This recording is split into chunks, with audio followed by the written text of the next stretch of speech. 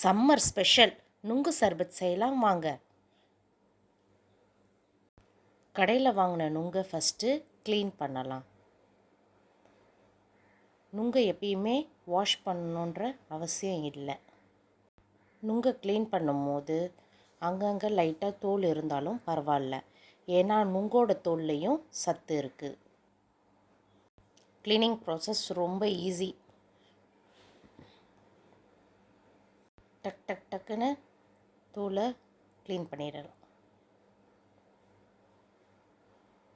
இப்போ க்ளீன் பண்ணணுங்க, பார்க்கலாம்.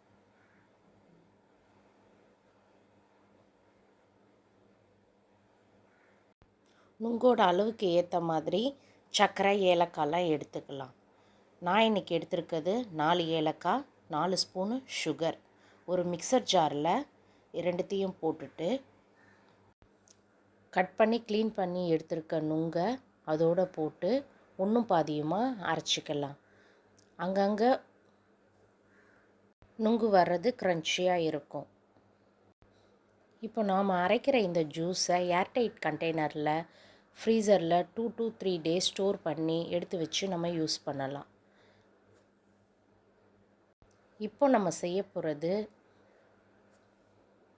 நுங்கு பால் சர்பத்.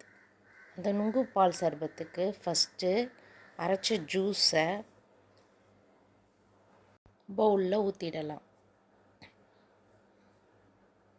அது கூட காய்ச்சி ஆற வச்ச பாலை நம்ம இப்போது மிக்ஸ் பண்ணலாம்.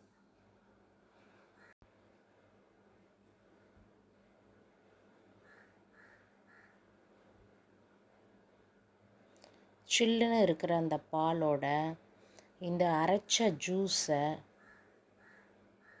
மிக்ஸ் பண்ணலாம். நம்ம காய்ச்சி ஆற வச்சு ஃப்ரீஸ் பண்ண பாலையும் ஆட் பண்ணலாம். அதுக்கு பதில் தேங்காய் பாலும் நம்ம ஆட் பண்ணிடலாம்.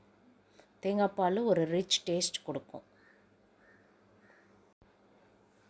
உங்கள் வீட்டில் நீங்களும் இதை ஒரு வாட்டி ட்ரை பண்ணி பாருங்கள்.